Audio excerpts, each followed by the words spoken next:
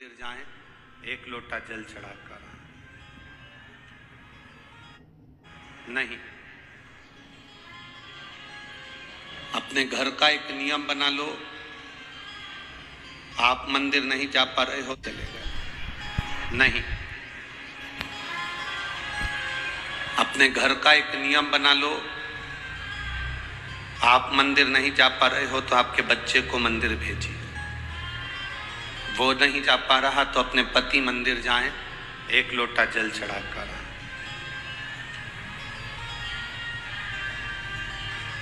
एक नियम बनाओ।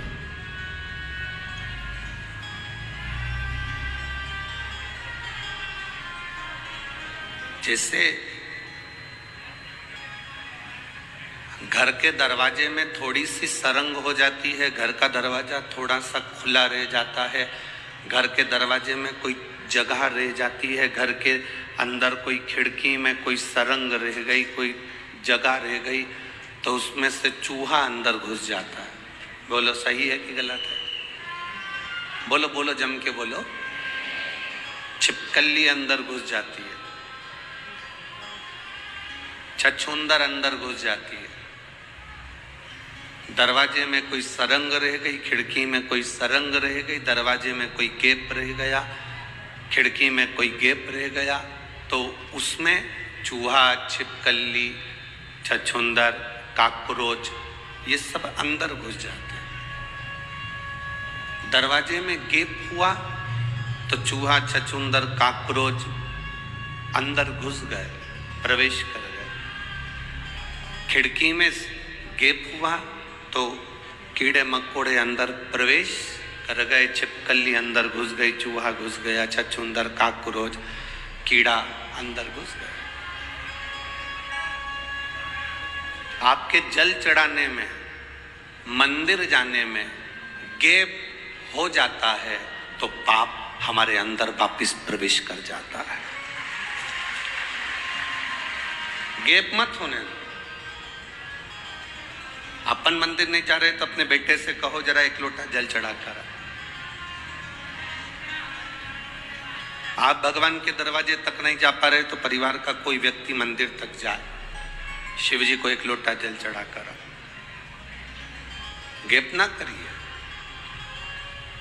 सरंग रह जाएगी, खुला रह जाएगा, छोटा सा गैप हो जाएगा तो उसमें से पाप भी हमारे अंदर प्रवेश कर सकता। पाप को प्रवेश का मौका मत दो कि पाप हमारे अंदर प्रवेश करे।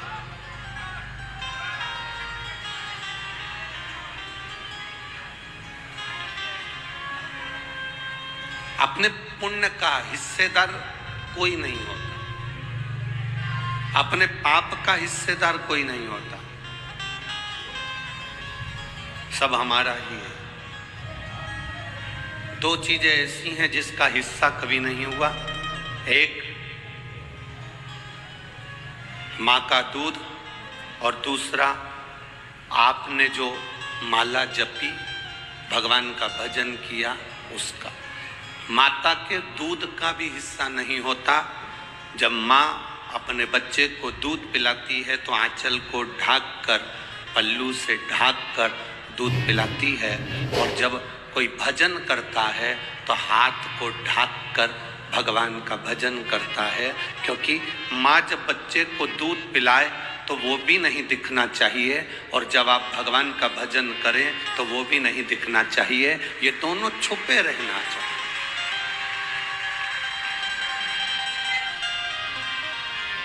माँ का दूध और माला,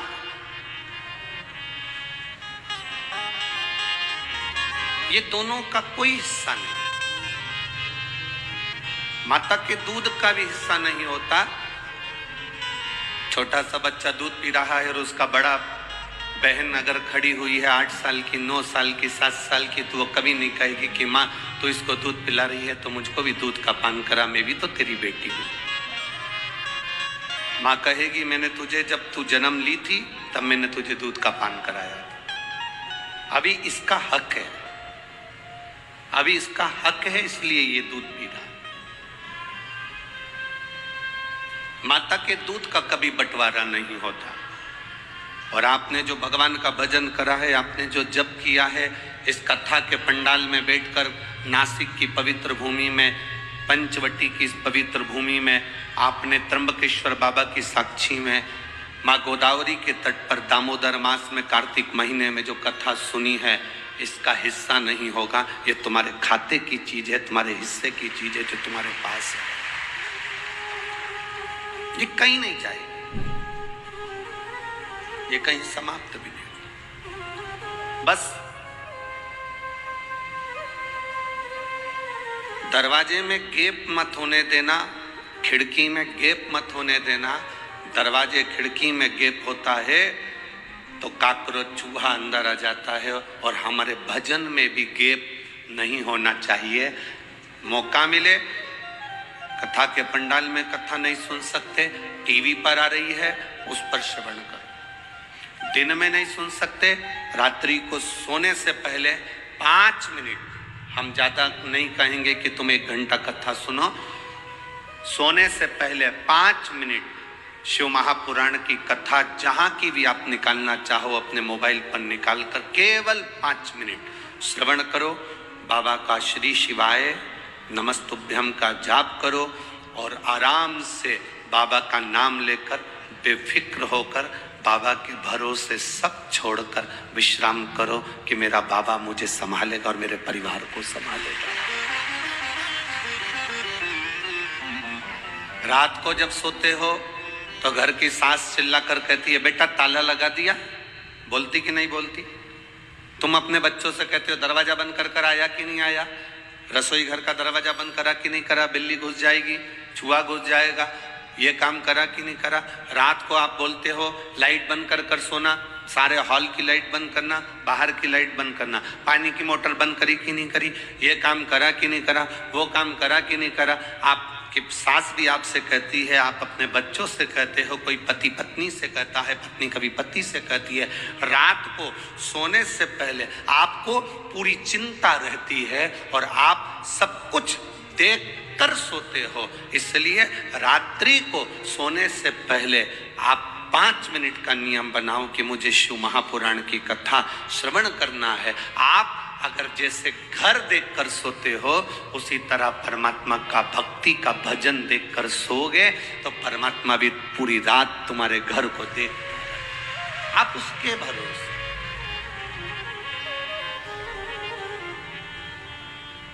मेरे बाबा दया करना, मैं तेरे भरोसे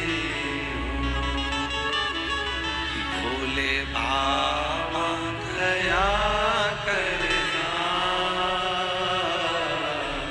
मैं तेरे भरोसे हूँ। ना घर के भरोसे हो, ना परिवार के भरोसे हो, मेरे बाबा दया करना। एक नंबर, मैं तेरे भरोसे हूँ। मेरे बाबा दया करना, मैं तेरे भरोसे, ना इनके भरोसे हूँ, ना उनके भरोसे हो, ना इनके भरोसे हूँ, ना उनके भरोसे हो, मेरे बाबा दया करना, मैं तेरे भरोसे हूँ। भोले बाबा दया करना, मैं तेरे भरोसे हूँ। हम उसके भरोसे सोए, हम उसके भरोसे जागे, हम उसके भरोसे रहें। तो जब हम उसके सहारे हो जाते हैं तो चिंता नहीं रहती। छोटा बच्चा देखा है, आपकी गोदी में एक बच्चे को लेना, ऐसा उचकाना, रोएगा कि हंसेगा? जम के तो बोलो, हंसेगा। क्यों? उसको मालूम है बड़ी बड़ी कुर्सियों पर, बड़ी बड़ी टेबल पर, पलंग पर बच्चा चढ़ता है। कब चढ़ता है? जब उसकी मम्मी, जब उसके पापा, जब उसकी माँ, जब उसके पिता उसके पास होते हैं। चढ़ता है, कूदता है। उसको मालूम है अगर मैं गिरूंगा तो मेरी माँ मुझे संभाल लेगी, मेरे पिता मुझे संभाल लेंगे।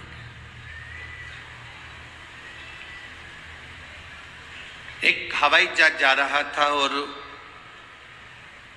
पायलट ने अनाउंस कर दिया मौसम ठीक नहीं है और ऐसा लग रहा है आप लोग सीट बेल्ट बांध लें, और ये हवाई जहाज कहीं ना कहीं ऐसा लग रहा है कि स्थिति ठीक नहीं है, कोई भरोसा नहीं, कोई भरोसा। सब ने सीट बेल्ट बांध लिया, हवाई जहाज चल रहा था। एक बच्ची 6 साल की गेम खेल रही थी, टॉफी खा रही थी। हवाई जहाज में बैठे हुए लोगों ने कहा तुम सीट बेल्ट बांध लो, ऐसा लग रहा है सबके आंख में आंसू है, तुम मुस्कुरा रही हो, तुम हंस रही हो, गेम खेल रही हो, टॉफी खा रही हो, बिस्कुट खा रही हो, क्या तुम्हारे मन में भय नहीं है? उसने कहा नहीं। तुम्हें मालूम है हवाई जहाज अभी नीचे गिरने वाला है, तुम्हें भय नहीं है? नहीं। क्यों? क्योंकि जो पायलट है वो मेरा पापा है। जब मेरा पिता हवाई जहाज चला रहा है तो ये मेरा विश्वास कहता है, उसको मालूम है मेरी बेटी पीछे बैठी है, कुछ भी होगा वो सही जगह ही उतारेगा, मरने नहीं देगा। ये विश्वास आपके भीतर होना चाहिए कि आपको, आपके परिवार को, आपकी जिंदगी को चलाने वाला देवाधिदेव महादेव वो मेरा बाबा बैठा हुआ है, तो आपको डूबने नहीं देगा, वो डूबने नहीं देगा। ऐसा कोई कण, ऐसा कोई क्षण जहां शिव ना हो, कोई जगह बता दो जहां शिव ना हो।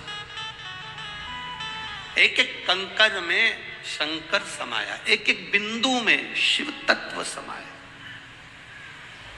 एक एक बिंदु में। कभी आप लोग, आपके क्षेत्र में कहीं ब्रह्म कुमारी आश्रम हो तो वहां जाकर अगर आप देखे होंगे तो वहां एक बिंदु से शिव की उत्पत्ति बताई जाती है। आप उन बहनों से पूछेंगे तो वो कहेंगे ये बिंदु से शिव की उत्पत्ति है। एक बिंदु से शंकर, शंकर में बिंदु है और बिंदु में शंकर है, और फिर उन देवाधिदेव महादेव से आगे आगे जो रचना हुई, नारायण, ब्रह्मा, देवता सब प्रकट होते चले गए। उस बाबा को पहचानना, शिव को जानना बहुत कठिन है। जो जान गया वो जानने के बाद फिर गलती नहीं करा। रात्रि को सोने से पहले उसका भजन जरूरी है। सांप से डरते हो ना? अरे बोलो तो, नहीं डरते हो तो मंगवा के छोड़ दे। सांप से डरते हो तो पाप से भी डरा करो। जब सांप से भय लगता है तो पाप से क्यों नहीं लगता? हम किसी को अपशब्द कह रहे हैं, ताने दे रहे हैं, गाली दे रहे हैं, आड़ा टेढ़ा कर रहे हैं, ये श्रेष्ठता नहीं। तो कई लोग कहते हैं गुरुजी आप कहते हो कि गंदा मत बोलो, अपशब्द मत बोलो, ताना मत दो, गाली मत दो, आड़ा टेढ़ा मत बोलो, दूसरे लोग हमको बोलते हैं वो। अरे तो हम तो हमेशा कहते हैं ना, जो उन्नति की सीढ़ी पर चढ़ता है, जो तरक्की के मार्ग पर आगे बढ़ता है, तो सबसे ज्यादा गाली उसी को पड़ती है, दूसरे नहीं बकेंगे। तुम्हारी कॉलोनी के जो होंगे, तुम्हारे मोहल्ले के जो होंगे, तुम्हारे रिश्तेदार जो होंगे, तुम्हारे परिचित जो होंगे, जो तुम्हें बचपन से देखे होंगे, जो तुम्हें जानते होंगे। नामदेव जी को गाली किसी दूसरे ने नहीं दी, उनके अपनों ने दी। संत ज्ञानेश्वर महाराज को अपशब्द कह देते थे, संत तुकाराम जी को आड़ा टेढ़ा कह देते थे, मीराबाई को आड़ा टेढ़ा कहते थे, रामकृष्ण परमहंस जी को आड़ा टेढ़ा कहते थे, कर्माबाई को अपशब्द कहते थे। भारत की भूमि के एक एक संतों का चरित्र निकाल कर देखिए, उनको कितना अपशब्द कहा गया, उनको कितनी गालियां दी गई, उनको कितना आड़ा टेढ़ा कहा गया। ये संत तो बाद में पूजाए, जब भगवान में समाहित हो गए, जब भगवान में चले गए, संसार छोड़कर चले गए, तब दुनिया के लोगों ने इन संतों को पूजना चालू करा। जब तक जिंदा थे तब तक उनके नगर के लोग, उनकी कॉलोनी के लोग, उनके मोहल्ले के लोग, उनके क्षेत्र के लोग, उनके प्रदेश के लोग उनको अपशब्द कहते रहे। जब वो चले गया तब दुनिया को मालूम पड़ा कि संत तुकाराम जी क्या थे, संत ज्ञानेश्वर क्या थे, संत एकनाथ जी क्या थे, मीराबाई क्या थी, रामकृष्ण परमहंस क्या थे, श्रीमद वल्लभाचार्य जी क्या थे, श्री रामानुजाचार्य जी महाराज क्या थे, श्री निम्बकाचार्य जी महाराज क्या थे। उनको पहचाना फिर लोग।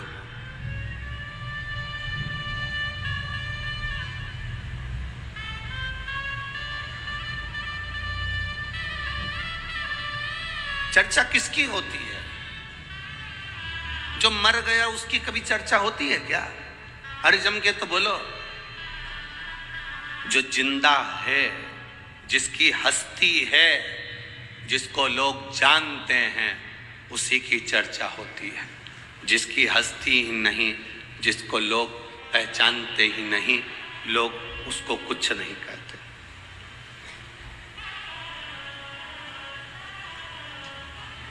जितनी गाली दुनिया में किसी को नहीं पड़ती होगी, उतनी गाली बेचारे मोदी को पड़ती होगी।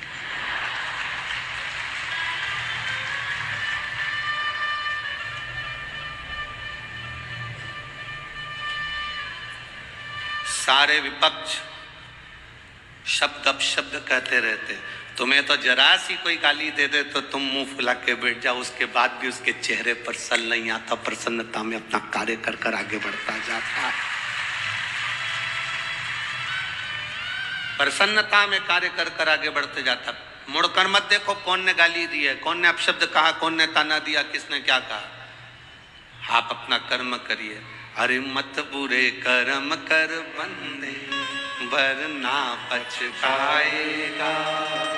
भगवान की आंखों से तू बच नहीं पाएगा, तू बच नहीं पाएगा। अरे ओ अज्ञानी मत करना दानी, अरे ओ अज्ञानी मत करना दानी। तेरे कर्म का फल भी तू ही पाएगा, जैसा किया तूने तेरे आगे आएगा। मत बुरे कर्म कर बंदे, वरना पछताएगा। भगवान की आंखों से तू बच नहीं पाएगा, तू बच नहीं पाएगा। जो मिला हमें समय, उसको हम क्यों गंवाएं? व्यर्थ की बात कर कर, गाली देकर, अपशब्द कहकर, ताने देकर। असली संत, असली साधु, गुरुजन जब जन्म लेता है तो उसको सबसे ज्यादा अपशब्द कहा जाता है, बहुत गालियां दी जाती, तब तो निखरता है। सोने को तपाएंगे तो उसमें निखार आएगा ना।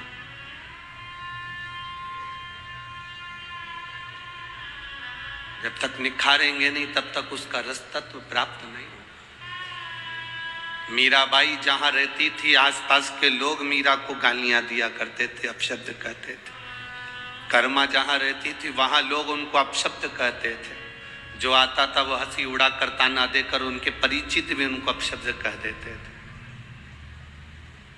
बाद में चले गए जब उनके महत्व को जाना कि मीरा, कर्मा, नरसिंह मेहता, नामदेव, ध्रुव, प्रहलाद क्या थे।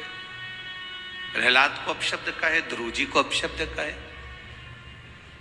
जब चले गए तब मालूम पड़ा कि ये थे क्या, है क्या।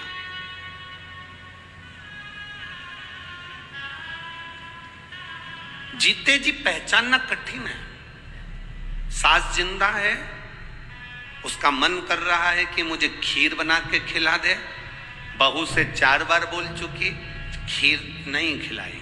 सास निपटी, खीर बनी। सास गई, खीर तैयार। अब सास को नहीं, उसका फोटो जो लगा हुआ है स्माइल देता हुआ, बस वो कंडा जलाकर, गाय की गोबरी जलाकर, उसको जलाने के बाद थोड़ी सी पूड़ी और खीर उसमें छोड़कर फिर प्रणाम। सास फोटो में विचार कर रही, मैं कहते कहते मर गई तो नहीं खिलाया। मरने के बाद पूड़ी और खीर को मिला के फोटो में चिपकाया। सास बिचारी सिर पे पल्लू डाली, फोटो में ऐसी कैसी मुस्कुराती रही, पूड़ी चिपकी रही। पूरे साल श्राद्ध आई, तब पूड़ी और खीर निकली, अगले साल की फिर चिपकी।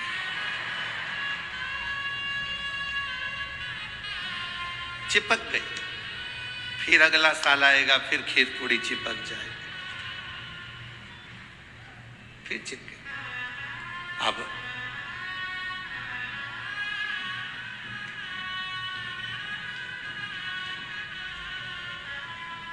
हमारा तो केवल इतना सा निवेदन है, जब तुम्हारे बच्चे दुकान पकड़ ले, जब तुम्हारी बहू रसोई घर पकड़ ले, तुम्हारे बच्चे अच्छे से दुकान चलाने लगे, काम करने लगे, तुम्हारी बहू अच्छे से रसोई घर में भोजन बनाने लगे, घर संभालने लगे, जब तुम्हारे बच्चे दुकान पकड़ लें, तुम्हारी बहुएं तुम्हारा घर रसोई घर पकड़ लें, तब तुम हाथ में पानी का लोटा पकड़ लो और माला पकड़ लो। बस एक लोटा जल चढ़ाना प्रारंभ कर दो। नी पकड़ोगे, 2-4 कदम चलने की आदत डालो। दिन भर सोफे पर पड़े रहते हो, मोबाइल रिमोट हाथ में पड़ा रहता है, पड़े पड़े घर में शरीर में बीमारी बढ़ती चली जाती है। दूध वाला दूध देने आता है, घंटी बजाता है तो भी नौकर जाता है, कोई आया तो नौकर दरवाजा खोलता है, भोजन वाली, कपड़े वाली, बर्तन वाली, भांडे वाली सब आती है, तुम अकेले केवल मोबाइल और टीवी, इसके सिवाय डेंटिंग पेंटिंग और कुछ भी। शरीर बेकार हो जाएगा, कोई काम नहीं आएगा। कम से कम 1 लोटा पानी लेकर जब तुम शंकर जी के मंदिर में चलकर जाओगी, पैदल चलकर जाओगी, तो लोग ये जान भी जाएंगे कि हमारे नगर की सेठानी कम से कम मंदिर आती है, और शरीर भी ठीक रहेगा और बाबा की शरणागति रहेगी। तुम्हारे बेटे दुकान पकड़ ले, तुम्हारी बहुएं घर पकड़ ले, रसोई घर पकड़ ले, तो तुम हाथ में 1 लोटा जल और हाथ में माला पकड़ लो। ये 2 चीज अगर नहीं पकड़ पाए तो फिर पलंग पकड़ लो। फिर डॉक्टर क्या कहेगा? पलंग पकड़ लिया, थायराइड गड़बड़ हो गया, शुगर ऊंची नीची हो रही, बीपी ऊंचा नीचा हो रहा, घुटने दुख रहे, कमर में गैप आ गया, न जाने कितनी कितनी बीमारियां मनुष्य को घेरती चली जाती है। उसका कारण इतना सा है कि तुमने सही समय पर माला नहीं पकड़ी, तुमने सही समय पर पानी का लोटा नहीं पकड़ा, तुमने सही समय पर शिव महापुराण नहीं पकड़ी, तुमने सही समय पर बाबा का नाम नहीं पकड़ा, इसलिए फिर बाद में पलंग पकड़ना पड़ा। पलंग पकड़ो, उससे पहले माला पकड़ो। पर कई लोगों की आदत रहती है, जब तक पलंग नहीं पकड़ते तब तक माला भी नहीं पकड़ते।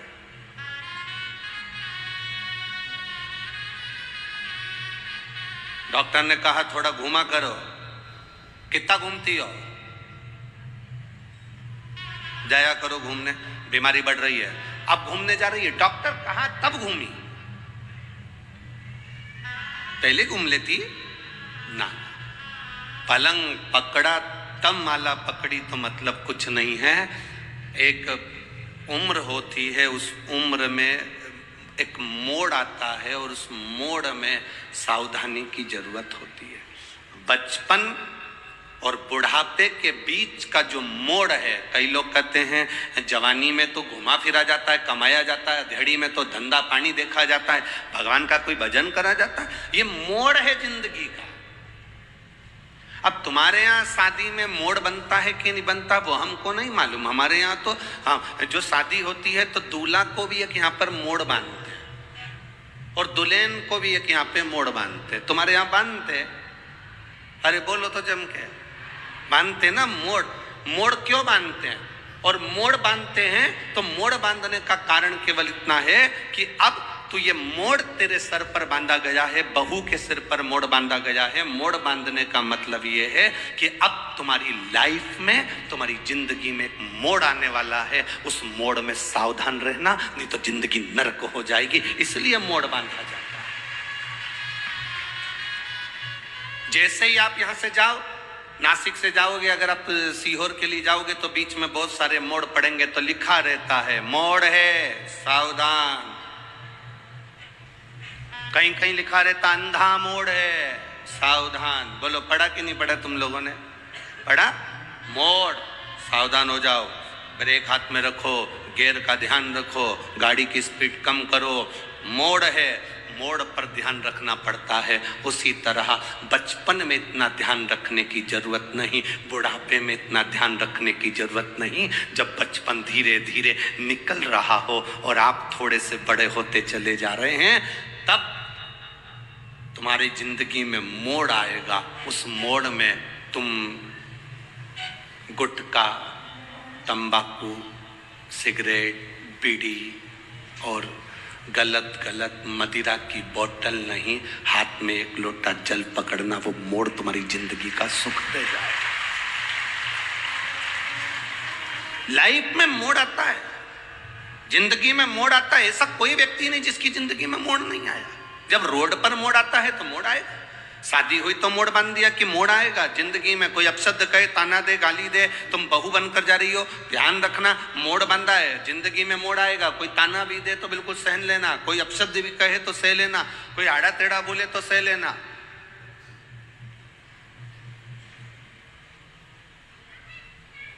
कहीं इधर उधर भटकना मती। आज देव उठनी एकादशी है।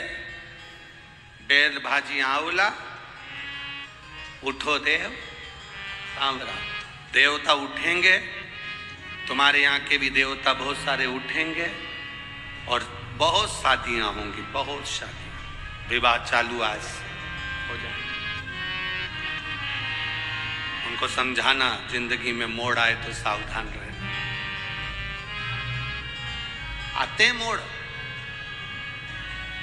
माता अहिल्या को देखकर ब्राह्मण की धर्म पत्नियों ने अपशब्द कह दिया जब उनके बस की नहीं रही। आप देखो, माता अहिल्या के पास में रहती हैं ब्राह्मण, उनके नजदीक में रह रहे हैं ब्राह्मण और ब्राह्मण की पत्नियां, बिल्कुल लगा हुआ घर है। कोई संत, कोई सदगुरु के पास में जो रहता है, फिर वही कथा कह रहे हैं, स्मरण में रहे।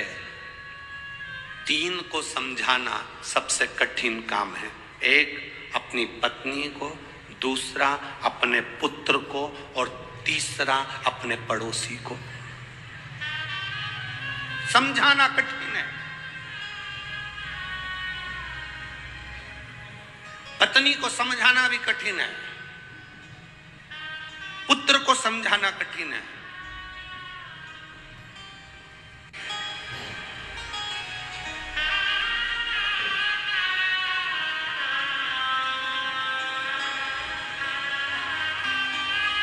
और पड़ोसी को समझाना कठिन, बहुत कठिन काम।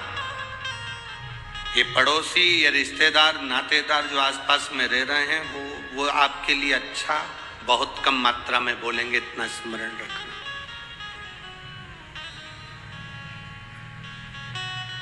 दुनिया के लोग आपकी तारीफ कर देंगे, पर आपके नजदीक रहने वाला आपकी तारीफ नहीं करेगा। वो कुछ ना कुछ तुम्हारी बुराई कर देगा, आप शब्द कह देगा। कौन? किसको जानते हो? कहीं जाकर आप अपने नजदीक में कोई रह रहा, उससे पूछ, अरे कौन? प्रदीप मिश्रा। तो बेवकूफ बनाए, सबको एक लोटा पानी दे दिया, चढ़ाओ, बीमारी भी ठीक हो रही है, पता नहीं क्या सीख के आया हो क्या। प्रदीप मिश्रा ने कभी ये नहीं कहा कि तुम मेरे पास 24 घंटे बैठे रहो। यहाँ इतने लोग बैठे हैं, ईमानदारी से कहना आप लोगों से मिलने का भी हमको समय नहीं रहता। हम भी बाबा का भजन करते हैं, निवेदन आपसे इतना करते हैं कि आप भी करो। उसने हमें पकड़ा है, संभाला है, तो वो आपको भी संभालेगा। हमारे पास बैठकर क्यों समय बर्बाद।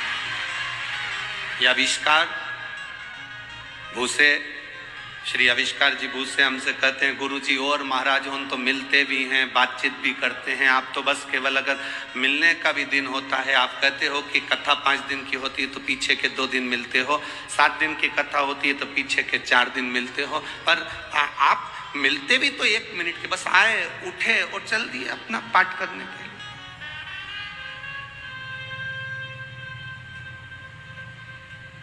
अच्छा ईमानदारी से बोलो, तुमको हम समय देंगे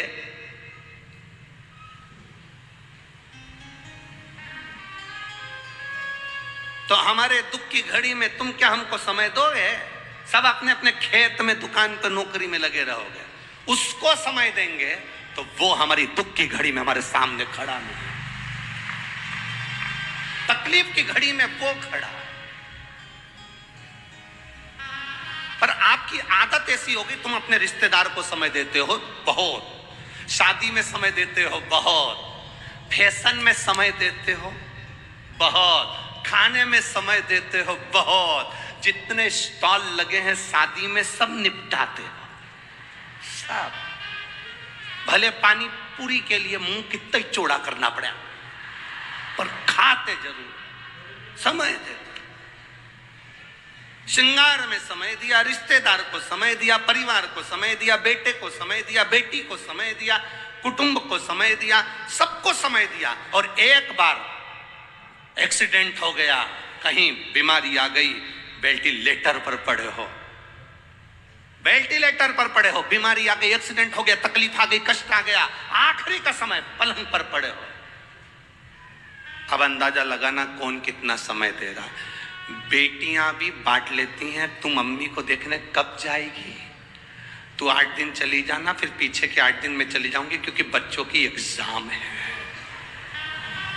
भैया, बड़े भैया को कहा तुम चले जाना, छोटे ने कहा कि एक काम करना, 8 दिन में हॉस्पिटल में रह लूंगा, 8 दिन तुम रह लेना। जिसको तुमने समय दिया पूरी जिंदगी, पड़ोसियों को समय दिया, वो कौन से हॉस्पिटल में बैठ गए। जिसको समय दिया, आजमा कर देखना, तुम पर जब दुख आता है, उस दुख की घड़ी में जितने रिश्तेदार सब मुंह मोड़कर बैठ जाते हैं। और जिसको तुमने समय नहीं दिया, मेरे देव अधिदेव महादेव को, मेरे शिव को, मेरे बाबा को, जिसको तुमने समय नहीं दिया, केवल एक जरा सा समय दिया था, 1 लोटा जल चढ़ाना है। अपने नासिक में शिव पुराण की कथा हुई, जैसे भिंड में होने जा रही है 28 तारीख से, फिर जलगांव में होने जा रही है 5 तारीख से। ऐसे तुम अपने नजदीक में अगर शिव पुराण हो रही है, अपने नजदीक में शिवालय है, जहां तुम अपना समय दे रहे हो, ये समय तुम अपनी डायरी में लिखकर जरूर रखना कि मैं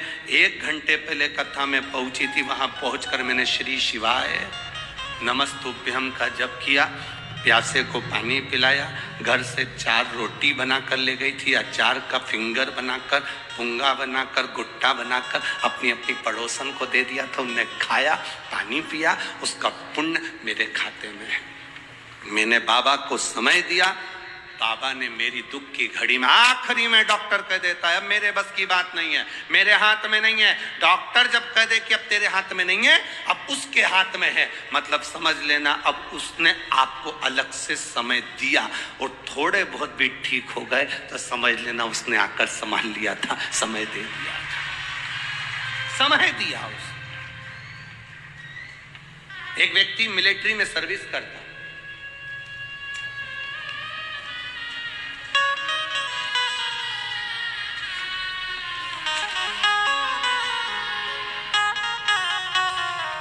एक पत्र तो यही पढ़ लो, देखो मिलिट्री का तो ठीक है। मैं चित्रा ईश्वर परदेसी रहने वाली हूँ कालाराम मंदिर के पास, पंचवटी, नासिक। कहीं बैठी हैं हाथ उठा सकती हैं या स्वयं खड़ी हो जाए। अगर कहीं बैठी हो तो खड़ी हो या हाथ हिलाएं। मैं चित्रा ईश्वर परदेसी, रहने वाली हूं कालाराम मंदिर के पास। मेरा मोबाइल नंबर ये है। कहीं बैठी हो तो हाथ हिला सकती हैं, कहीं पर बैठी हो तो अपना हाथ हिला सकते हैं। मैं चित्रा ईश्वर परदेसी, रहने वाली कालाराम मंदिर के पास, पंचवटी, नासिक। मेरा मोबाइल नंबर ये है। आप लोग टीवी स्क्रीन पर, आस्था चैनल पर या एलईडी पर इस पत्र को हमारे साथ में पढ़ सकते हैं। हम जितने पत्र पढ़ते हैं आप सबको पढ़ सकते हैं हमारे साथ। अपनी अपनी एलईडी पर पत्र को अवश्य पढ़ें। मैं चित्रा ईश्वर परदेसी, रहने वाली हूँ कालाराम मंदिर के पास, पंचवटी, नासिक में मेरा लड़का कुमार योगेश परदेसी, इसकी किसी बीमारी के कारण किडनी फेल हो गई।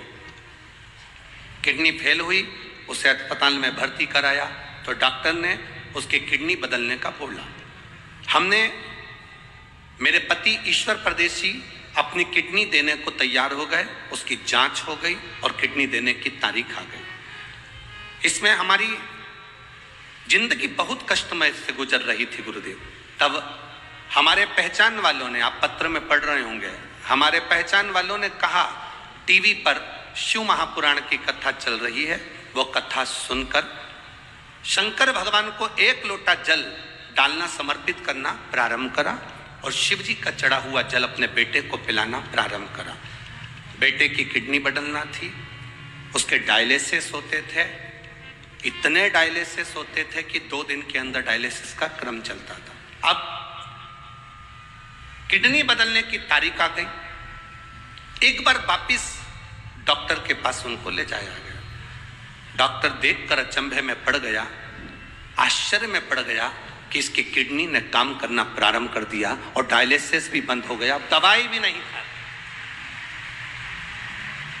डायलिसिस भी बंद हो गया और बाबा ने उसको संभाल लिया। दीदी ने एक लाइन बहुत अच्छी लिखी है, ओ भोला सब दुख काटो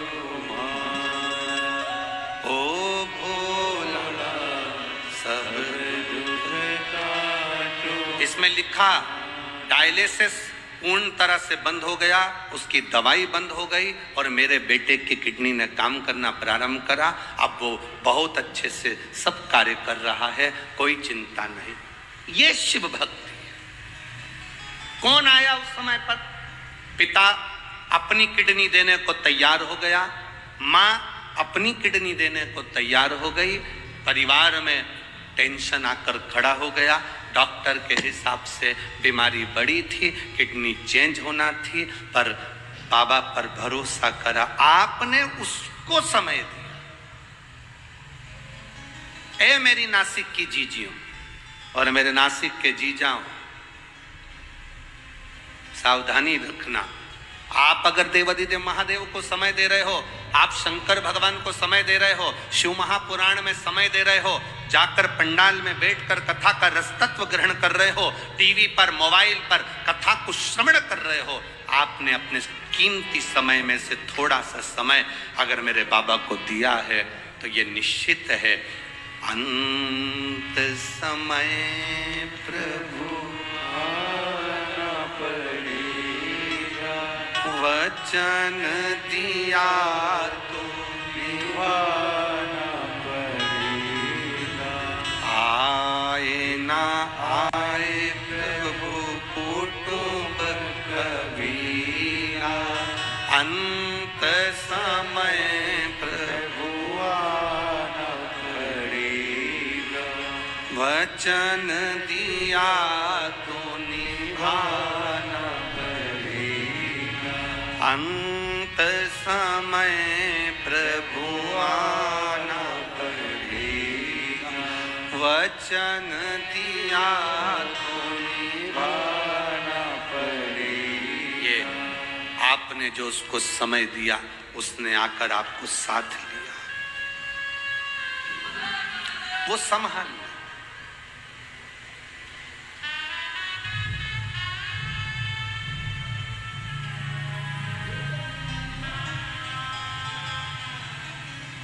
सारी समस्या का हल।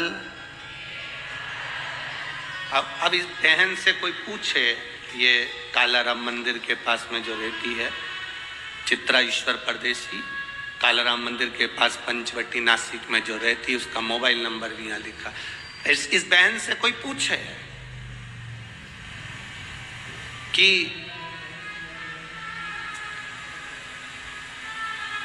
ऐसा कभी हो सकता है डॉक्टर के हिसाब से कि किडनी बदलने जा रही हो, डायलिसिस चल रहे हो और वो सब ठीक हो सकता है? क्यों नहीं हो? जब आप भगवान के भरोसे रहते हो, उस पर सब कुछ छोड़ देते हो। एक पत्र में एक भाई मिलिट्री में जॉब करता था,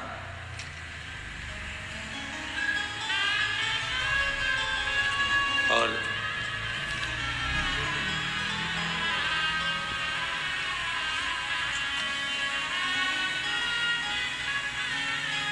उर्मिला संदीप बड़गुजर, नासिक पार्थोड़ी फाटा, मोबाइल नंबर ये है। कहीं बैठी हैं तो हाथ हिला से। आप ही हैं? श्री शिवाय नमस्ते। मेरा पति संदीप बड़गुजर, जो आर्मी में 19 साल कार्यरत होकर रिटायर हो गए, 5 साल से सरकारी नौकरी के लिए प्रयास कर रहे थे कि गवर्नमेंट की कोई अच्छी नौकरी उनको मिले, पर कोई चांस 5 साल से नहीं लगा। तब मेरी माँ, जो आपकी बहुत बड़ी शिव महापुराण की भक्त हैं, उन्होंने मुझसे कहा एक बार पशुपति व्रत कर। पति पत्नी दोनों ने मिलकर पशुपति व्रत किया, बाबा से प्रार्थना करी। पति कहते हैं क्या ऐसा हो सकता है? पशुपति व्रत का फल क्या मिल सकता है? ये व्रत तो हमने कभी सुना नहीं, 6 दिए का ये फल हमने कभी आज तक देखा नहीं। फिर भी माँ कह रही है अपन व्रत करते हैं। घर में प्रसाद बनाना, 6 दिए लेकर मंदिर जाना, 5 दिए लगाना, प्रसाद के 3 हिस्से करना, 2 हिस्से मंदिर में छोड़ना, एक मंदिर का हिस्सा लेकर आना, 6ठा दिया दरवाजे पर लगाना, ये सब कुछ हमने किया। बाबा, पर बाबा तो बाबा है गुरुदेव। मैं आपको धन्यवाद देती हूँ, मेरे पति की नौकरी पुलिस विभाग में लग गई। मैं बाबा को धन्यवाद देने के लिए। बैठी है बहन, एक बार हाथ हिला दो। हर हर महादेव। शिव तत्व इसी को कहते हैं। एक विश्वास जागृत हो, एक भरोसा केंद्रित हो। जब विश्वास दृढ़ हो जाता है, भरोसा केंद्रित हो जाता है, तब मेरा बाबा स्वयं आकर खड़ा हो जाता है। स्वयं लाखों के दुखड़े जो तू हर गया डमरू वाले, मेरे दुखड़ों को देख कर क्यों डर गया डमरू वाले। लाखों के दुखड़े जो तू हर गया डमरू वाले, मेरे दुखड़ों को देख कर क्यों डर गया डमरू वाले। अब देव उसको समझ। हम क्यों कहते हैं कि एक लोटा जल सबको चढ़ाना चाहिए? घर के बच्चे हैं तो वो चढ़ाए, बेटी है तो वो चढ़ाए, बेटा है तो वो चढ़ाए, पति है वो भी चढ़ाए, पत्नी है वो भी चढ़ाए।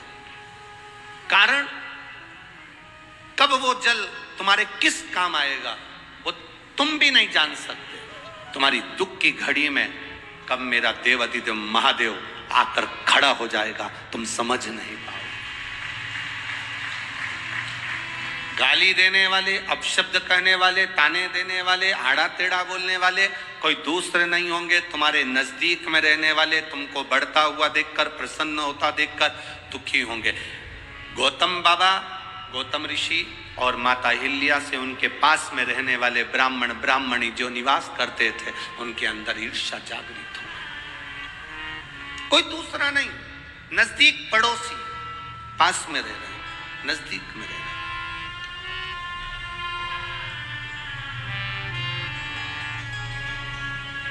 आप कभी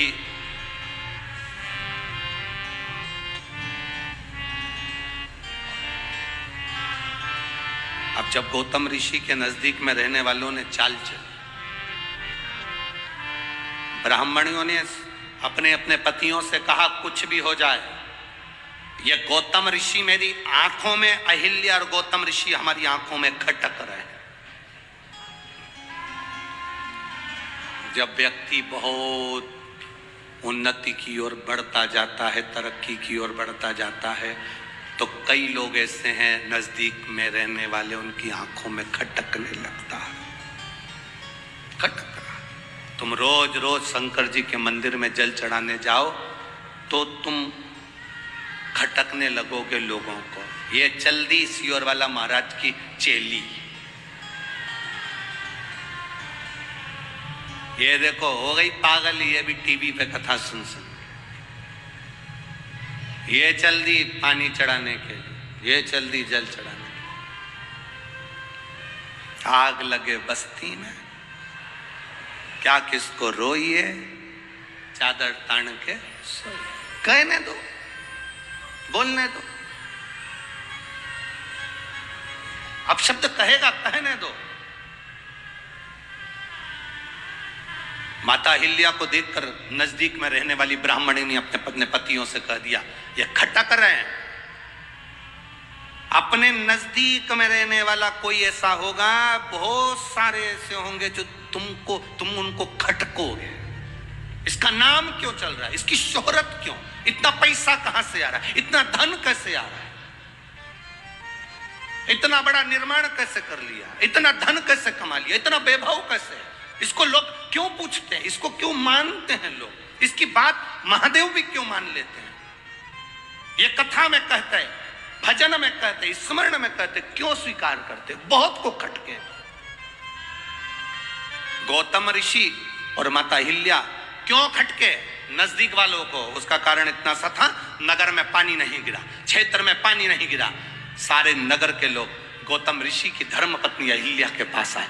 माता माता माता, कई लोगों ने कहा अहिल्या के पास चलते हैं, गौतम ऋषि से कहेगी। जब गौतम ऋषि इतनी शंकर जी की भक्ति करते हैं, गौतम ऋषि शंकर का इतना भजन करते हैं, तो जरूर वो पानी गिरवा सकते हैं। सब आए अहिल्या माता के पास में। अहिल्या जी ने गौतम ऋषि से कहा, नगर में पानी नहीं, क्षेत्र में पानी नहीं, कुछ करिए। भगवान गौतम ऋषि ने शंकर जी की आराधना करी, बाबा का भजन करा। जो भजन किया, भजन करते से ही जल वृष्टि प्रारंभ हो गई। जल वृष्टि प्रारंभ। अब जल वृष्टि हो गई, चारों तरफ जय जय घोष हो गई, गौतम ऋषि की जय हो, माता अहिल्या की जय हो। धन्य है ऐसे ऐसे ऋषिवर, धन्य है ऐसी माता, धन्य। पूरे नगर में हाहाकार मच गए, क्षेत्रों में हाहाकार मच गए। दुनिया के लोग गौतम ऋषि से मिलने के लिए आने लगे, उनको प्रणाम करने आने लगे, उनको नमन करने लगे। माता अहिल्या की जय जयकारी होने लगी। बड़ी सतीवान है, बड़ी पतिव्रता, परमेश्वर को मानने वाली है, उसकी जय जयकार होने लगी। वो जय जयकार इन ब्राह्मण की पत्नियों को नहीं सुहाया, जो पड़ोस में रहते थे उनको नहीं सुहाया। तुम्हारी जय जयकार, तुम्हारी प्रबलता लोगों को नहीं सुहाएगी। और तुम घबराना नहीं। पड़ोसन ने कह दिया, ये खटक रहे, इनको निकालो। और तब ब्राह्मणों ने गणेश जी का हवन करा। गणेश जी आए, कहा इन पर तुम गौ हत्या का दोष लगा दो। गणेश जी बोले, ऐसा मत करो। क्यों कर रहे, उसने क्या बिगाड़ा तुम्हारा? कुछ तुम्हारे गाली दी, अपशब्द कहा, कभी तुमसे मिला, कभी तुमसे आड़ा टेढ़ा कहा, कभी तुम्हारा मिलन हुआ, कभी तुम्हारे लिए उसने कुछ अपशब्द कह दिया? नहीं, तो फिर तुम क्यों कह रहे हो? नहीं, हमको खटक रहा, हमको खटक रहा, हमको ठीक नहीं, हमको श्रेष्ठ नहीं लगा, ये हमें खटक रहा। ठीक है,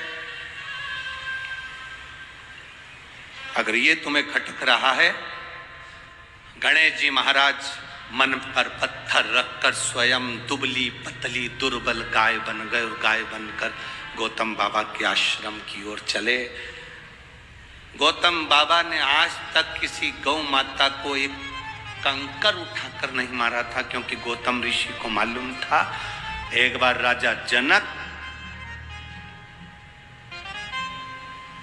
मार्ग से जाती हुई गाय को हटा दिए थे साइड में से, तो उनको भी नरक जाना पड़ा था, उनको भी नरक। अब उनके स्मरण में है गौ माता की भक्ति किसको कहते हैं, उन्होंने नहीं उठाया। पर गाय जब नजदीक की ओर आने लगी, जहां शिवलिंग था उस शिवलिंग के पास में गौ माता आने लगी तो उन्हें छोटी सी एक हल्की सी दुर्बा का त्राण, छोटा सा, इतना छोटी दुर्बा पतली गाय को बस ऐसा करा और गाय थोड़ी सी आगे बढ़ी और प्राण छूट गए। सारे ब्राह्मण इकट्ठे हो गए, ये गौतम बाबा की गौ हत्या कर दी, इनको धक्के मारकर निकाल दो। निकालने की तैयारी हो गई, अब शब्द कहा, गौतम ऋषि की आंख में जल भर गए। अहिल्या देवी रोने लगी। अहिल्या जब रोई तब गौतम ऋषि ने कहा, कहाँ जाएंगे? अहिल्या कहती है, आप चिंता ना करो, वो है जिसको हमने समय दिया वो हमारा समय संभालने के लिए जरूर आएगा, वो है, संभालेगा। जिन ब्राह्मणों ने गाली दी, जिन ब्राह्मणों की पत्नियों ने शब्द कहा, गौतम ऋषि उन ब्राह्मणों के घर गए, प्रणाम किया। आप बताओ गौ हत्या का दोष कैसे मिटेगा? 1000 वर्ष तक तुम्हें तप करना पड़ेगा, साधना करना पड़ेगी, भूखा रहना पड़ेगा, भोजन नहीं करना है, गोबर पर लिपे हुए पर बैठकर तब साधना करनी है, जंगल में रहना पड़ेगा और गंगा को अपने घर तक लेकर आना पड़ेगा, तब तुम्हारा ये पाप ब्रह्म हत्या का, गौ हत्या का कटेगा। गौतम ऋषि ने स्वीकार कर लिया, मैं सारे तीर्थ करूंगा, तीर्थ कर कर बाद में तप करूंगा, 1000 वर्ष तक गंगा को लेकर आऊंगा। अब उन्होंने तो कहा था गंगा को लोटे में लिया ना, पर इनने समझा गंगा को यही लाना पड़ेगा, बैठ गए तब साधना करने के लिए। 1000 वर्ष निकल गए, शंकर भगवान प्रकट होकर सामने खड़े हो गए। मांग गौतम बाबा, क्या चाहिए गौतम ऋषि? अहिल्या तुझे क्या चाहिए? गौतम ऋषि सम्मुख, गौतम ऋषि, शिव जी कह रहे हैं मांगो, गौतम ऋषि कहते हैं बस कृपा करो, गंगा लाना है यहां। इतनी सी बात। शंकर जी ने कहा, पहले मेरा मन कर रहा है कि जिसने तेरे पर झूठा इल्जाम लगाया उनको मैं पूर्ण तरह से बर्बाद कर दूं। जिन्होंने तेरे ऊपर गलत इल्जाम लगाया मैं उनको श्राप देना चाहता हूं। इतने में गौतम ऋषि की पत्नी अहिल्या चरण में पड़ गई। ना ना बाबा, बाबा ना, बाबा ना, ना।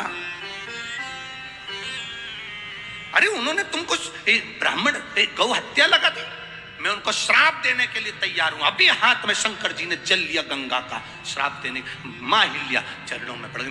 बाबा ना, बाबा ना, मैं तुम्हारे हाथ जोड़ती हूं बाबा, हमारा पुण्य इतना हमने करा, उसका ये फल मिलेगा कि ब्राह्मण की पत्नियों को, पतियों को श्राप? ना बाबा, बाबा ना। चरण पकड़ लिया अहिल्या ने भोलेनाथ के। बाबा रुको, बाबा कह रहे हैं उन्होंने गालियां दी, अपशब्द कहे, ताने दिए, गौ हत्या का दोष लगाया, तुम उनको श्राप नहीं देने दे रही? नहीं बाबा, मैं श्राप नहीं देने दूंगी। क्यों? क्योंकि बाबा अगर वो हम पर दोष नहीं लगाते, गाली नहीं देते, ताना नहीं देते, गौ हत्या नहीं लगती तो आप भी तो नहीं आते, आप भी तो नहीं आते।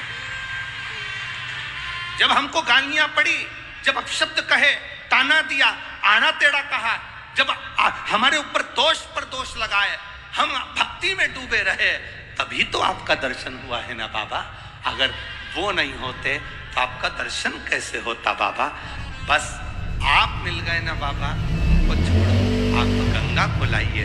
शंकर भगवान ने 7 जटा में से 7 केश को ऊंचा किया, गंगा की धार गोदावरी बनकर निकलकर प्रकट हो गई। गोदावरी भागीरथ बाबा गंगा को लाए थे और गौतम बाबा गंगा को लाए थे। भागीरथ बाबा जिस गंगा को लेकर आए उसको भागीरथी कहा गया और गौतम बाबा जिस गंगा को लेकर आए उसको गोदावरी कहा गया। भागीरथ बाबा जिसको लेकर आए उसे भागीरथी कहते थे और गौतम बाबा जिसको लेकर आए उसको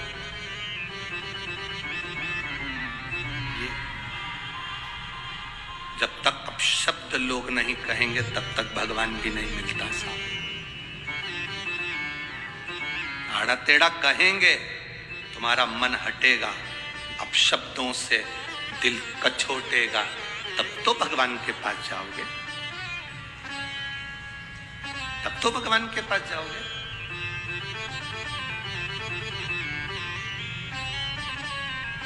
भगवान के पास जीव जाता कब है? जब दुनिया का वो वहां पर अपन जाते हैं गंगा नहाने के लिए, वहां लिखा रहता हरिद्वार। क्या लिखा है? बोलो बोलो, जम के बोलो। हरिद्वार। हरिद्वार का मतलब क्या होता है? जब अपना द्वार बंद हो जाए तो हरि का द्वार खुला है। अपने द्वार से जब धक्का दे दिया जाए तो हरि का द्वार खुला है। अपना द्वार बंद हो जाए तो हरि का द्वार खुला है। उसका नाम हरि द्वार है। तुम्हें सब ठुकरा दे तब उसके पास जाओ, सब धक्का दे दे तब उसके नजदीक, सब अपशब्द कह दे तब उसके करीब में जाओ। और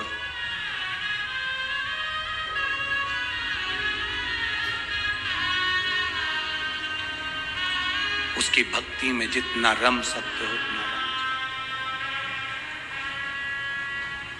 शिव कथा कहते हैं, जो शंकर मंदिर जाता है जीवन में बड़ा सुख पाता है।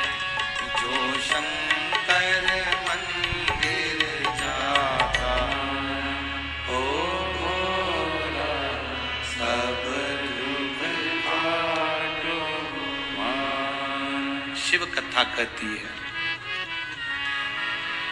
जब हमारे विश्वास को हम दृढ़ कर लेते हैं तब परमात्मा को मिलने में देरी नहीं। माता अहिल्या, गौतम बाबा शंकर भगवान से कहते हैं अब आप यहीं पर रुको। ब्रह्मा और भगवान विष्णु भी दर्शन करने पधारते हैं तो भगवान माता अहिल्या और भगवान स्वयं गौतम बाबा ने हाथ जोड़कर कहा आप भी यहां पर विराजो। ब्रह्मा, विष्णु और महेश तीन त्र्यंबक के रूप में, शिवलिंग के रूप में, त्र्यंबकेश्वर के रूप में विराजित। सारे 12 ज्योतिर्लिंग में जितने भी 12 ज्योतिर्लिंग हैं उन ज्योतिर्लिंगों में स्वयं शिव हैं, पर त्र्यंबकेश्वर की पवित्र भूमि पर ब्रह्मा, विष्णु और महेश तीनों।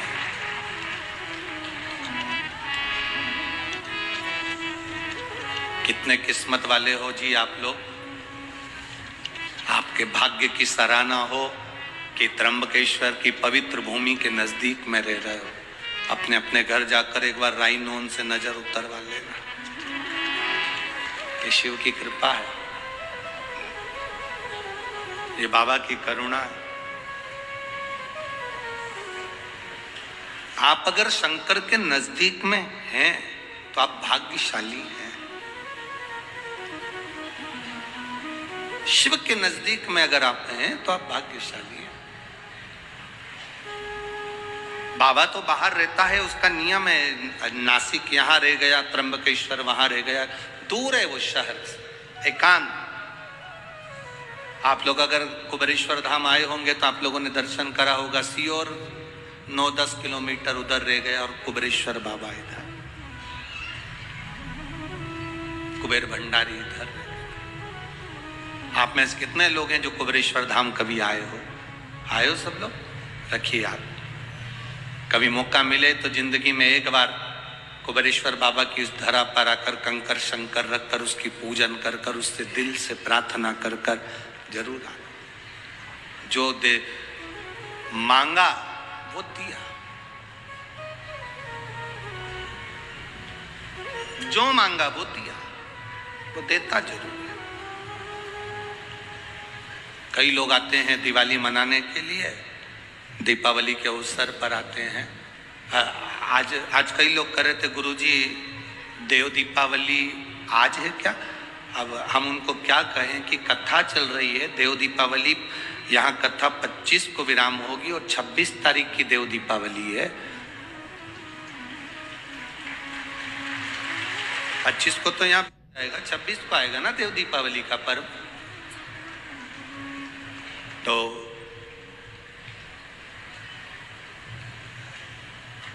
बाबा क्या देता है ये आपको मालूम पड़ेगा। आपको कलकत्ता में कहा था देव दीपावली के दिन 7 दीप 7 पुष्प का पूजन अवश्य करें। खजाना लुटाता है। जैसे हमारे यहाँ कुबेरेश्वर धाम पर दिवाली के दूसरे दिन सुबह 9 बजे से 12-1 बजे तक खजाने का काम रहता है। बाबा का जो दीपावली का खजाना रहता है वो लुटाया जाता है, वो दिया जाता है। लोग उसको लेने के लिए दीपावली की रात्रि को वहाँ पहुँचते हैं, विश्राम करते हैं, लेते हैं, सुबह चले, फिर उसको अपने अलमारी तिजोरी में लोग रख ले, फिर पहुँच जाते हैं अगले साल। बाबा इतना भर देता है, फिर पहुँच जाते। शिव कृपा शंकर। एक पत्र आया है, मेरा नाम रुपेश आहिर है, मैं नासिक में राणा प्रताप चौक सिड़कों का निवासी हूँ। कहीं बैठे हो तो हाथ हिला सकते हैं, अगर कहीं बैठे हो तो हाथ हिला सकते हैं। मेरा नाम रुपेश आहिर है, नासिक में राणा प्रताप चौक सिड़कों का निवासी हूँ। कहीं बैठे हो तो हाथ हिला सकते हैं, अगर कहीं बैठे हो। इधर बैठे हैं क्या? दिख रहा है आपको? चैनल में आए? बच्चा लाए हैं क्या साथ में? बाबू आया है उनका? नहीं लाए? लाए हैं, बच्चे को लाए हैं, उसको बुलाओ, यहीं से ले लो उसको। हाँ बुला लो यहाँ से। मेरा नाम रुपेश आहिर, आहिर है, नासिक में राणा प्रताप चौक सिड़कों का निवासी हूँ। मेरा लड़का गौरांश आहिर है, 2.5 साल का है। 5 महीने पहले उसको कैंसर हो गया। कैंसर इतना प्रबल हुआ कि संभलने का मौका नहीं दे पा रहा। हम लोग बहुत डर गए। 2.5 साल के बच्चे को 5 महीने पहले जो कैंसर हुआ वो बहुत विचित्र था। हमारी पड़ोसन रोज 1 लोटा जल चढ़ाने शिव मंदिर जाती है और वो बहुत तेज चिल्ला कर कहती है, श्री शिवाय नमस्तुभ्यम। हमने उससे पूछा, तो चिल्ला कर कहती है श्री शिवाय नमस्तुभ्यम, ये क्या है? उसने कहा, ये सीहोर वाला महाराज कथा करता है, इस मंत्र का जाप बताता है, हम वही जपते हैं। सीहोर कहाँ? आप जाएंगे उज्जैन तो सीहोर सर्च करेंगे, पहुंच जाएंगे। हमने कहा हम सीहोर नहीं जा सकते क्योंकि बेटे को तो अभी कैंसर हो गया, पर बाबा का नाम लेकर मैं कथा जरूर सुनूंगा। चैनल चालू करा, कथा सुनना प्रारंभ करा। डॉक्टर के हिसाब से कैंसर बड़ा विचित्र था, करें क्या? डॉक्टर से कहा कि छोटे से बच्चे का कैंसर का कहीं ऑपरेशन करना या अन्य चीजें करना बहुत कठिन है। तब डॉक्टर से कहा, आप तो थोड़ी दवाई दे दो, बच्चा छोटा है, 2.5 साल का है, कैसे संभालेगा? अब श्री शिवाय नमस्तुभ्यम कहना प्रारंभ करा, शिव जी को 1 लोटा जल चढ़ाना चालू करा। बेटे को ले जाकर शंकर जी को आप कथा में कहते हो, उसके भरोसे रहो।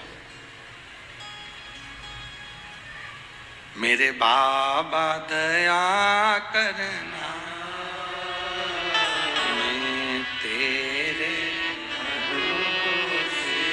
उस बच्चे को हमने बाबा के सहारे छोड़ दिया कि अब ये तुम्हारी औलाद, तुम्हारी संतान, तुम संभालो। दूसरी बार हम डॉक्टर के पास चेक कराने गए तो कैंसर नील में आ गया। बच्चा आया, ला रहे हैं, बच्चा ला रहे हैं। अच्छा, बच्चा घर चले गया है, ठीक है ना बाबू? हाथ हिलाओ एक बार, श्री शिवाय।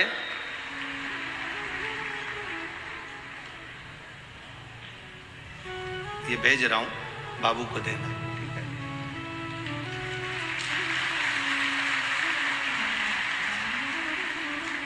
अब ठीक तो है? एक हाथ हिला दो एक बार। शिव कृपा बनी रहे। गुरुदेव, आप तो व्यासपीठ से कहते हो कथा, पर वो कथा नहीं रहती। गुरुदेव, वो मेरा बाबा खुद कहता है और सुनता है। शिव कथा, उसको सुनो। बैठिए इधर। श्री शिवाय नमस्ते। उसके भरोसे पर रहना, उसके सहारे रहना, उसके विश्वास पर दृढ़ रहना, ये बहुत जरूरी है। जब तक हम उसके भरोसे पर नहीं रहेंगे तब तक वो साथ का नहीं। अब 2.5 साल का बच्चा 5 महीने पहले हो गया कैंसर, कैसे सधे वो माता पिता के हृदय की बात कौन जाने। क्या स्थिति होती होगी एक माँ की, क्या स्थिति होती होगी एक पिता की।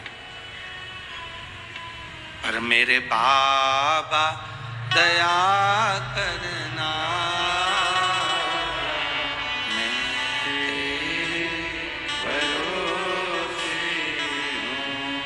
ना घर के भरोसे हो, ना परिवार के भरोसे हो,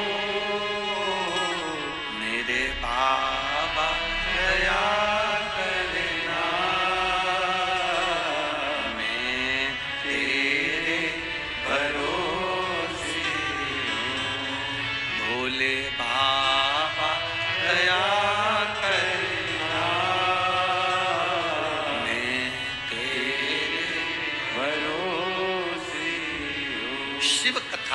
कृपा की कथा। एक माँ ने एक पत्र में लिखा, उसका 8 साल का लड़का मर गया, 8 वर्ष का बेटा मर गया, माँ पागल जैसी हो गई। माँ पागल जैसी हुई तब उसने सब देवी देवता सब इधर उधर सब कर दिए।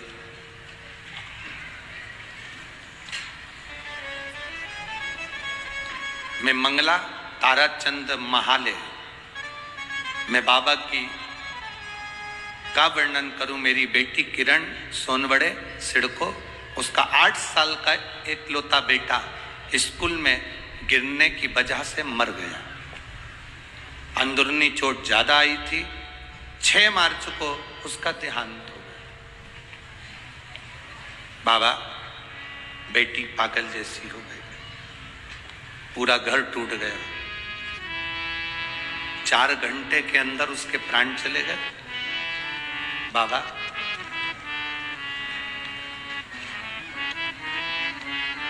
चार घंटे में उसके प्राण निकल गए। गुरुदेव, बेटी ने कहा मैं देवता नहीं पूछूं, भगवान का भजन नहीं करूं। उसी तारीख को जब मेरा बेटा गया है, मुझे वो ही बेटा वापिस चाहिए तो मानूं तेरे महादेव को, तो जानूं कि कुबेरेश्वर महादेव कुछ है, कथा में कुछ है। बाबा, मैं क्या वर्णन करूं, बाबा तो बाबा है। मैंने बेटी से कहा तो चिंता मत कर, बाबा जरूर देगा और कृपा जरूर करेगा। थोड़ा समय निकला, समय निकलने के बाद बेटी रोती रहती, बावरी जैसी हो गई। तब शिव जी के मंदिर में जल चढ़ाकर शंकर के शिवलिंग को हाथ लगाकर रोती रहती, मुझे मेरा बेटा चाहिए और वो ही चाहिए और उसी तारीख को चाहिए जिस तारीख को आपने लिया है। बाबा की ऐसी कृपा हुई, मेरे 8 साल के बेटे का फोटो लगा रही हूँ जो मरा। आप उसको LED पर, टीवी पर देख सकते हैं।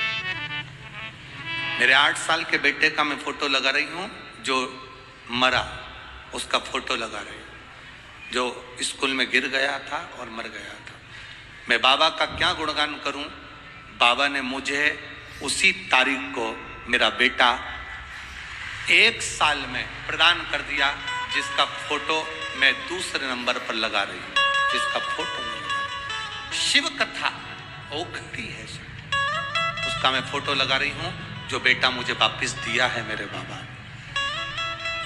अरे लुटा दिया भंडार काशी वाले, कर दिया माला माल काशी वाले, जो मांगा वो देता है, झोली वो भर देता है, जो मांगा वो देता है, झोली वो भर देता है, सबका निभाता है, सबका साथ निभाता है, वो काशी का रखवाला है, वो काशी का रखवाला। जो मांगा वो दे दिया, भंडार भरना उसका काम। बोल कुबेरेश्वर महादेव की। हम सहारे हैं उसके, हम उसके भरोसे पर जी रहे। किसी ने एक पत्र में लिखा था, क्या भक्त को इतना जिद्दी होना चाहिए? क्या भक्त को इतना जिद्दी होना चाहिए? हम कहते क्यों नहीं होना चाहिए? भक्त भी तो उसी के हैं जो जिद्दी है। भक्त भी तो उसी के हैं जो विष पी सकता है, चंद्रमा मस्तक पर ले सकता है, गले में सोने के कंठे नहीं रुद्राक्ष धारण कर लेता है, जो बाघंबर पहनकर भस्म रमाकर दिन रात भक्ति में डूबा रहता है। कोई वो साधारण नहीं, उसके भक्त साधारण नहीं, आपकी भक्ति साधारण नहीं। आप उसके सहारे जी रहे हैं, आप उसके भरोसे जी रहे हैं, आप उसके सहारे जी। क्यों नहीं मिलेगा? समय आता, आगे वर्णन किया है, बड़ा सुंदर संवाद कहा। आपकी भक्ति का जो बल है, आपका जो विश्वास, आपकी जो दृढ़ता, आपका जो आनंद, कहे माता अहिल्या स्वयं भगवान गौतम बाबा ने ब्रह्मा विष्णु और महेश तीनों को एकत्रित कर दिया इस पवित्र भूमि पर। पवित्र भूमि पर तीनों को, तीनों प्रकट। हमारे बीच में संत साधु महोदय पधारे हैं, एक बार जोरदार ताली बजाकर। ब्रह्म कुमारी की बहनें भी आई हुई हैं, उनका भी साधुवाद। सबके चरणों को नमन करता हूं। शिव तत्व की प्राप्ति को आपकी एकाग्रता, आपका विश्वास टूटे ना। और मेरी जीजियों, ऐ मेरी नासिक की बहनों,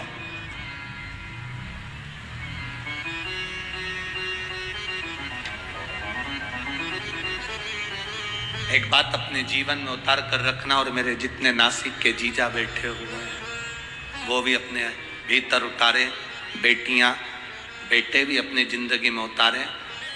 आप कितने भी अप टू डेट बन जाओ,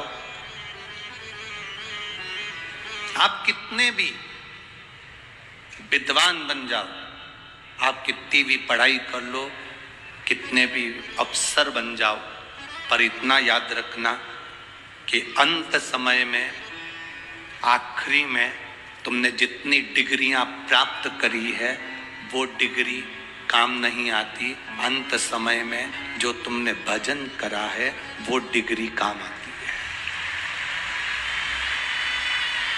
तुम्हारे पास में कौन कौन सी डिग्री है वो तुम जानो। तुम कितने बड़े ओहदे पर बैठे हो वो तुम जानो।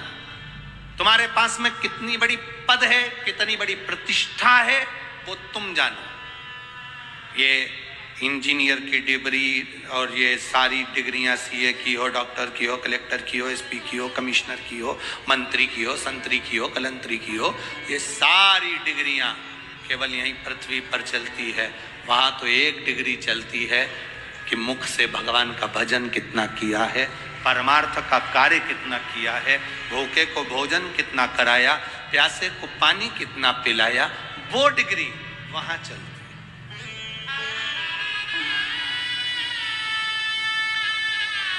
तुम साड़ी पहन रही हो, दूसरे से पूछोगे ना तो वो दिन भर तुमको साड़ी पहने हुए भी साड़ी में कहीं ना कहीं तुमको गलतियां दिखा देंगे। थोड़ा नीचे करो, हाँ पाँव में दबा के नीचे करो, हाँ। फिर किसी से पूछो, देखना ठीक लग रही हो ना, पीछे से थोड़ी सी नीची होगी, आगे से ऊंची होगी, नीचे करो। अब उधर से करी तो इधर से। फिर किसी से पूछो, अब ठीक है, पटली थोड़ी गड़बड़ है, अब इस डाल। आप अब ठीक लग रही। फिर किसी से, पटली तो ठीक है, नीचे से जो लटकन आ रही ना वो गड़बड़ है, उसको थोड़ी सी ऐसा खोद। फिर किसी से पूछो। पूरी अगर दूसरे से पूछोगे, 10 लोगों से पूछोगे तो कभी आप सफल नहीं हो सकते। अपना श्रृंगार करा है, कहीं किसी से मत पूछो, दर्पण के पास जाओ, कांच के सामने जाकर खड़े हो जाओ, कांच आपको बता देगा कि आप कैसे लग रहे हो। कांच के सामने जाओ, इनसे पूछोगे ना तो ये सब बताते रहेंगे। कोई कहेगा ये, कोई कहेगा वो, कोई कहेगा ऐसा, कोई कहेगा वैसा। आप जितने लोगों से आप योगी से पूछो तो वो कहेगा योग करो। पंडित जी से पूछोगे तो कहेगा भगवान को पाना है तो यज्ञ करो। योगी से पूछो तो कहेगा योग करो। भोगी से बोलोगे तो कहेगा भोग करो। साधु से पूछोगे तो कहेगा सब छोड़कर तीर्थ करो। सबसे पूछ रहे हो मैं कैसा लग रहा हूं, मैं कैसी लग रही हूं। शिव पुराण कहती है किसी से मत पूछो, दर्पण है शिव महापुराण की कथा, कांच है शिव पुराण की कथा। एक बार सामने जाकर बैठ जाओ, तुम्हारा मन करे पानी का लोटा उठाओ, मंदिर पहुंच जाओ, श्री शिवाय नमस्तुभ्यम मुख से 11 बार 21 बार प्रतिदिन निकालो, प्रतिदिन। दर्पण है शिव पुराण। दूसरे से पूछोगे वो बताएंगे क्या हो गया, मेरे को दुख है, दुख है ऐसा करिए, जाओ वहां जाकर भभूति लिया ना, वहां जाकर बेल बांध दिया ना, वहां नारियल बांध दिया ना। किसी के यहाँ गए, कहीं का कोई घूम रहा था, उससे पूछ लिया तुम बता दो मेरे को तकलीफ बहुत सारी है। उसने कह दिया तेरी पड़ोसन ने तेरे ऊपर कुछ कराया। अब पड़ोसन से संबंध अच्छे थे, बेचारी से बिगाड़ा हो गया। फिर किसी ने कह दिया तेरी बहू बुरी आ गई, किसी ने कहा बेटा ही बुरा हो गया, किसी ने कह दिया तेरी बहू मायके से करा के लाई थी इसलिए तू बीमार पड़ गई। बस व्यर्थ की बातें दिमाग में भर लिए, कचरा इकट्ठा कर लिया। तुमने सबसे पूछा मैं कैसी लग रही, मैं कैसी लग रही, मैं कैसी लग रही। एक बार शिव पुराण में पहुंच जाती, एक बार दर्पण के सामने खड़ी हो जाती, मालूम पड़ जाता सब व्यर्थ है। ये सारा ढोंग प्रपंच कहीं नहीं। कोई कहे तुमसे कि किसी ने तुम्हारे ऊपर कुछ कर दिया, किसी ने कह दिया तुम्हारे ऊपर तुम्हारी बहू ने कुछ कर दिया, किसी ने कह दिया सास ने कुछ कर दिया, किसी ने कहा मेरी दुकान उसने बंद कर दी, किसी ने कहा उसने ये बंद कर दिया। अगर ये तंत्र मंत्र काम करते होते तो दुनिया के लोग सबसे पहले वो दिल्ली में बैठा है। तुम्हारी तो छोटी सी दुकान है, बड़ी बड़ी कंपनी के मालिकों पे नहीं करते लोग। इतना पैसा, करोड़ों का धन, वैभव, सत्ता सब कुछ है ना। किसी की सामर्थ्यता नहीं आपके भाग्य के आगे। जो दुख लिखा है तो दुख भोगना पड़ेगा और सुख लिखा है तो सुख भोगना पड़ेगा। पर इतना याद रखना, दुख की घड़ी में अगर तुम दर्पण के सामने खड़े हो, तैयार होते समय दर्पण के सामने खड़े हो, दर्पण सब सत्य बता देगा। दुख की घड़ी में शिव महापुराण की कथा में बैठ गए, शंकर के दरवाजे खड़े हो गए तो वो दुख काट देगा। कोई नहीं काटेगा, केवल एक शिव।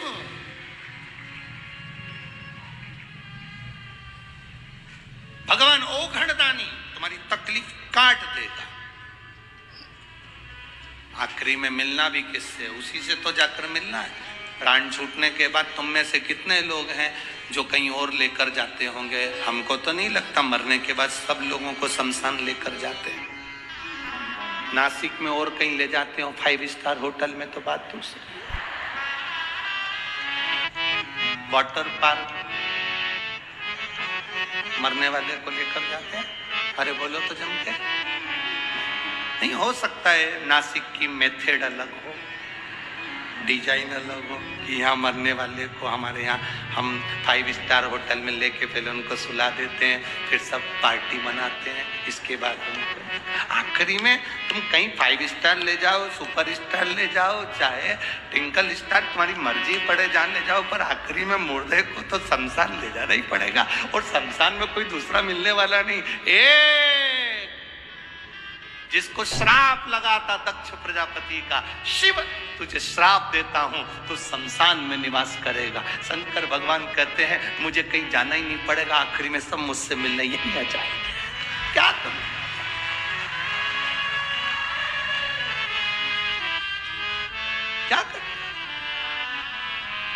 पार्वती जी ने शिव जी से एक बार कहा था, देखो प्रभु सब इधर उधर जाते हैं, लक्ष्मी जी भी जाती है, सरस्वती भी जाती है, इंद्राणी भी जाती है, इंद्र भी जाते हैं, विष्णु भी जाते हैं, तुम कहीं नहीं जाते। भगवान शंकर के मैं जाकर करूंगा क्या? सबको यहीं आना है, मैं जाकर के करूंगा।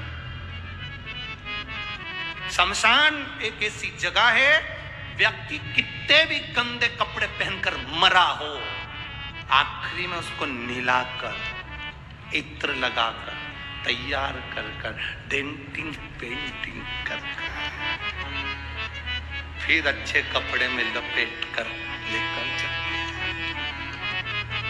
जिंदा हो तब तक तुम्हारे कपड़े का नाप लिया जाता है, मरने के बाद डायरेक्ट जाकर कह दो कपड़े वाले के यहाँ, भैया मर गया, कफन देना, जरा कपड़ा देना, बिना नाप के दे देता है। उसको कैसे मालूम कि इतनी हाइट होगी? जिंदा थे, कंपनी का कपड़ा पहना, ये कंपनी का, वो कंपनी का, घड़ी पहनी कंपनी की,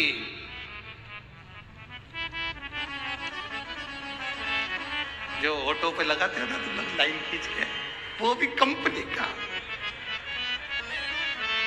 कंपनी का,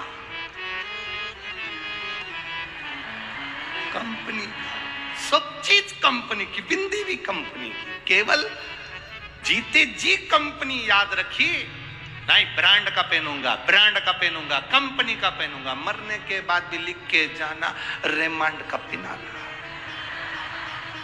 मरने पर नहीं मालूम कौन सी कंपनी का कपड़ा उड़ा दिया, कौन सी कंपनी का सामान लगा दिया, तब तो कोई कंपनी याद नहीं आई। तब अंत में किसी ने कह दिया, देखो अब कुछ नहीं बचा शरीर में, एक काम करो, गंगा जी का जल मुंडा में डाल दो, तुलसी का तल डाल दो, और कुछ नहीं।